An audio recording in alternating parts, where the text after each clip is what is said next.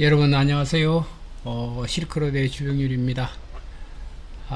매주 수요일 우리 시대의 시읽기라고 하는 콘텐츠를 통해서 우리 시대에 한번 읽어봤으면 좋은 그런 시인들의 시집 한 권씩을 선택해서 그 중에 수록된 시 5편씩을 읽어내는 시간입니다.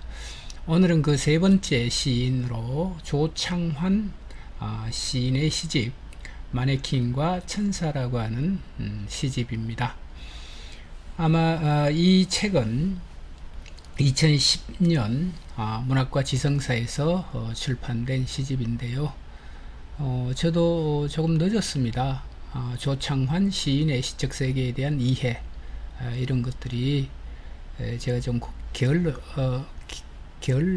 게으릅니다. 그래서 두루두루 이렇게 좀 시 읽어내는 그 폭을 좀 넓혀서 읽었으면 일찍이 읽었을 텐데 그렇지 못하고 좀 늦었습니다. 그래서 늦었지만 여러분들과 함께 좋은 시를 좀 읽었으면 하는 바람으로 조창환 시인의 시집 마네킹과 천사라고 하는 시집을 가지고 나왔습니다. 자, 제가 매주 수요일 이 시간에 좀 방송을 하려고 여러분들과 약속을 했습니다. 근데 개인적인 사정 때문에 조금 하루 이틀 이렇게 늦어졌습니다. 그 점에 대해서 좀 이해를 해 주시길 바라고요. 이런 착오가 없도록 최선의 노력을 다하겠습니다. 우선 조창환 시인의 시 한 편을 새라고 하는 제목입니다. 이 새라고 하는 제목의 시를 읽고 같이 감상을 하시고 이 얘기를 나눠보도록 하겠습니다.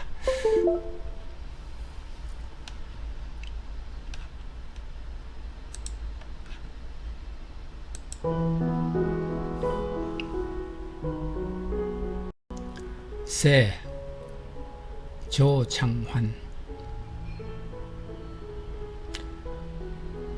조롬기 그득 햇살로 쟁여졌으니 이곳도 언젠가 한 번쯤은 와본 풍경 속이다.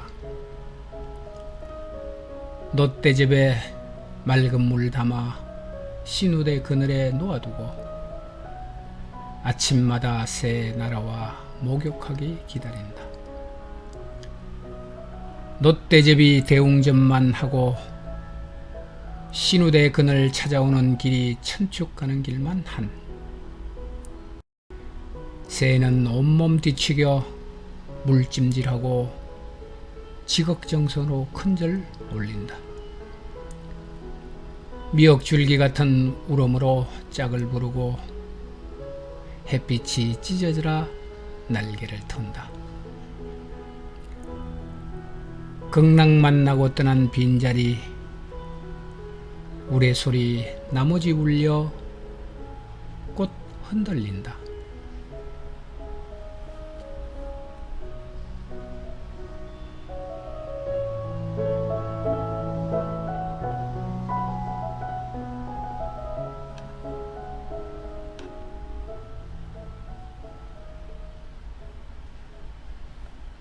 네, 이것이 이제 조창환 시인의 시집 마네킹과 천사라고 하는 시집에 실린 첫 번째 시 새라고 하는 제목의 시입니다. 아마 조창환 시인 하면 제가 이제 보면 존재에 대한 물음 이라고 하는 큰 화두를 시의 가치 뭐 이런 쪽으로 설정을 해서 시를 쓰시는 선생님입니다. 지금 퇴임을 하시고 조용히 창작 활동에만 이렇게 전념하시는 걸로 알고 있고요. 자, 전체적인 시의 맥락, 흐름 이런 쪽으로 우리가 좀 얘기를 하면 그렇게 어렵지 않은 시입니다. 굳이 분류를 하자면 존재에 대한 물음, 나는 무엇인가라고 하는 큰 화두적 질문이죠. 근데 그 시적 세계에 대한 표현들은 전부 다 서정성을 바탕으로 해서 표현해내고 있는 부분이라서 여러분들이 쉬이 이해하거나 하는데 전혀 어려움이 없는 시입니다. 자, 하나하나 같이 읽어가면서 다시 말씀을 나누도록 하겠습니다. 새, 놋대접에 맑은 물 담아 신우대 그늘에 놓아두고 아침마다 새 나라와 목욕하기 기다린다. 말 그대로 그렇습니다. 우리는 이런 일들을 도시 생활을 하면서 쉬이 경험하지 못하지요. 근데 제가 이제 클 때만 하더라도 시골에서 그 할머니나 주로 할머니들이죠. 부엌과 관련된, 그 다음에 주방과 관련된 모든 식생활, 이 일을 맡으신 분들이 전부 다 어머니나 할머니들입니다. 근데 때가 되면 식구들이 밥을 먹기 전에 먼저 쟁반에다가 그날 마련한 음식들을 이렇게 담아서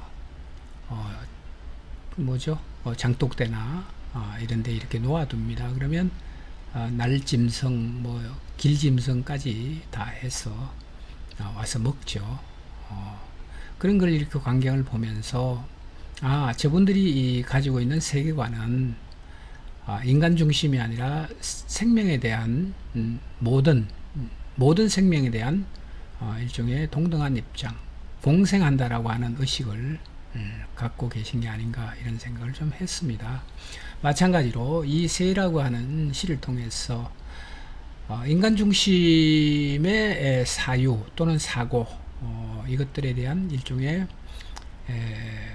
물음이죠. 그런 것들을 한층 더 우리들 하여금 반성하게 하고 한번 생각해보는 그런 시를 마련했습니다. 자, 놋대접이 대웅전만 하고 신우대 그늘 찾아오는 길이 천축 가는 길만 한 이렇게 됩니다. 자, 이게 이제 두 부분인데 이미지가 놋대접이 대웅전만 하다라고 하는 것은 비록 작은 놋대접 안의 이 세계지만 그 세계성이 내포하고 있는 확장성은 전 우주를 망라할 정도의 크기입니다. 그래서 아마 배경으로 보면 절을 배경으로, 절 아시죠? 절 풍경을 배경으로 해서 이 시가 쓰여진 것 같은 생각이 듭니다. 아마 지금도 사찰에는 이런 그 풍습이죠. 무생명들과의 이 공유성입니다. 이 한 세상을 산다는 것, 이 세상을 지탱해서 같이 산다는 것은 그들과 나의 차별성이라든가 구분이 아니라 그들과 나의 분별성으로부터 벗어나서 공유하는 것 또는 공생하는 그런 의미로서 절에서는 아마 공양 시간마다 공양주 보살님이 또는 스님들이 조그마한 접시에 음식물을 담아서 이렇게 내놓는 풍경을 어렵지 않게 이렇게 볼 수 있습니다. 그래서 놋대접이 대웅전만 하고 신우대 그늘 찾아오는 길이 천축하는 길만 한 이렇게 나옵니다. 자, 이 넉넉한 그 놋대접에 음식물을 담아서 내놓는 그 큰 마음은 아마 전 우주를 포함하고 있는 생명 존중에 대한 예울 겁니다. 그런 생각이죠. 근데 그 놋대접이 놓인 그곳 신우대 사이겠죠. 신우대 그늘 사이에 이렇게 됩니다. 그곳에 놓인 그 세계를 찾아오는 길, 누가 새가 천축하는 길만 한 이렇게 됩니다. 자, 이런 걸 이렇게 보면 그동안 우리는 생명들에 대한 얼마나 큰 또는 경시, 나 이외의 생명에 대해서 얼마나 경시했던가에 대한 부분들이 드러납니다. 왜 이렇게 천축가는 길만 한 이렇게 얘기를 하냐 하면 요즘 또 그 다큐멘터리나 TV를 보다 보면 산중에 사시는 분들이 산책을 하거나 이렇게 하면 어깨에 새들이 날아와서 머문다든가 아니면 뭐 고라니가 같이 걷는다든가 이런 풍경들을 가끔씩 이렇게 보게 됩니다. 그 부분들은 우리는 신기하게 그를 그렇게 쳐다보고 환호하고 하잖아요. 근데 제가 이렇게 들여다보고 있으면 그 당사자와 그 고라니 또는 그 당사자와 새는 서로에 대한 편견과 분별 이런 것들을 갖지 않는 동일시된 세계입니다. 그 세계를 공유하고 있는 것이죠. 참으로 아름답게 보이고 참으로 존중하고 존경할 만한 그런 세계성입니다. 그래서 그런 글을 비추어 볼 때 신우대 그늘 찾아오는 길이 천축하는 길만 하게 험난하고 어려운 길입니다. 그만큼 우리는 뭐죠? 날짐승, 나 이외의 다른 생명에 대한 신뢰를 인간들은 잃어버리고 사는 부분들입니다. 새는 온몸 뒤척여 물찜질하고 지극정성으로 큰절 올린다. 이렇게 얘기를 하고 있잖아요. 이것은 일종의 동화입니다. 새는 온몸 뒤척여서 물찜질하고 이렇게 되죠. 근데 여기는 지금 음식물이 아니고 놋대접에 맑은 물을 담아서 내놓습니다. 일종의 이제 음식적 개념으로도 우리는 인식을 좀 해볼 필요가 있고요. 그래서 접시물이지만 놋대접이지만 그곳에 새들이 날아와서 물찜질하고 지극정성으로 큰절 올린다라고 하는 것은 일종의 동화 또는 동일시 아니면 그 모든 그 벽 같은 것을 허물어 버린 일체화된 세계입니다. 우리는 이 세상을 살면서 너와 나 이외, 인간 이외의 다른 생명에 대한 그 경계성은 말할 것도 없고, 나 이외에 너라고 하는 대상에 대해서도 온갖 벽과 경계를 이렇게 세우고 삽니다. 그렇게 세우고 살면 살수록 나의 삶은 외로워지고 고립되고 폐쇄되죠. 폐쇄성으로 일관하고 있는 삶입니다. 그 일평생이 그런 삶의 반복이라고 한다면 우리가 이 세상을 살아내는 데 있어서 지극히 고독하고 뭐 고독은 빼고요. 일단은 외롭고 쓸쓸하고 아마 정서적으로 굉장히 메마른 삶이 아닐까 이런 생각을 합니다. 그래서 새가 그 놋대접 안에 고인 맑은 물로 물찜질을 해요. 그러고 난 뒤에는 그들이 마치 인간의 어떤 그 생각을 읽었다는 듯이 고맙다는 표정으로 큰절을 올리는 이런 풍경은 참 아름다운 풍경입니다. 미역줄기 같은 웃음으로 짝을 부르고 햇빛 찢어져라 날개를 턴다. 이렇게 살면 얼마나 좋을까요? 나와 너의 경계성 벽, 서로 의심하고 신뢰를 잃어버리고 서로 이용하고 속이고 거짓말하고 모함하고 나의 어떤 목적을 달성하거나 아니면 나의 목적을 달성하기 위해서 상대를 음해하고 모함하고 이런 일들이 아마 주위에서도 심심찮게 일어나고요. 여러분들 속에서도 그런 경험을 당한 경우가 참 많을 겁니다.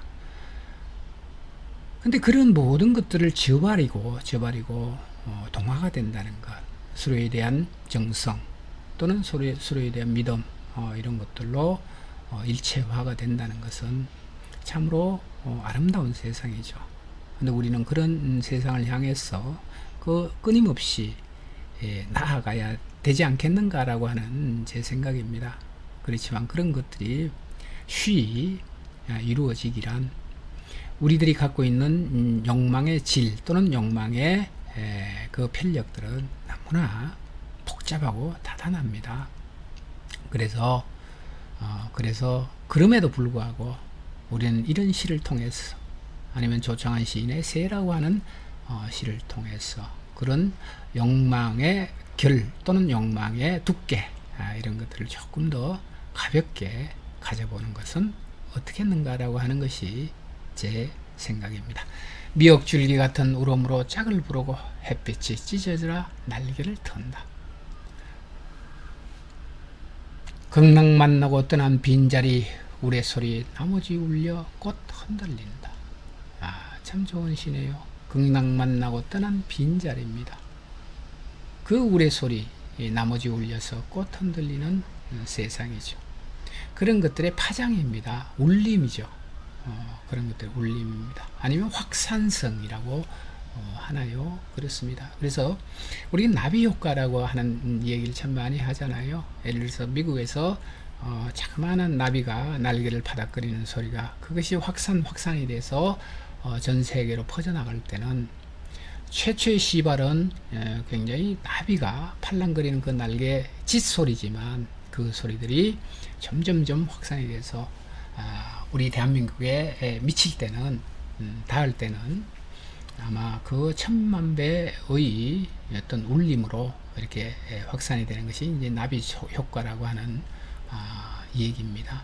그와 마찬가지로 우리가 이 세상을 살면서 참 힘들고 고단하고 고통스럽죠. 그렇지만 그 힘듦과 고통스러움 이런 것들을 우리는 너와 나 또는 인간과 대상이라고 하는 이 구분성으로부터 조금 놓여난다면 훨씬 더 그 고통이 줄어들 테고요. 또 폐쇄성으로 인해서 외롭고 고단하고 또는 쓸쓸하고 이런 일들이 조금은 줄어지지 않을까 이런 생각을 해보게 됩니다.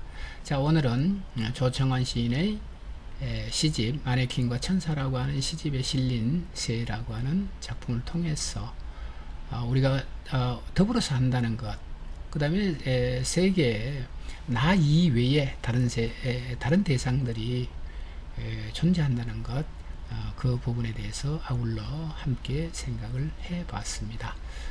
자, 다음 주에는 또 다른 좋은 시를 통해서 여러분들을 찾아뵙도록 하겠습니다. 여러분 건강하시고 다음 주까지 안녕히 계십시오. 감사합니다.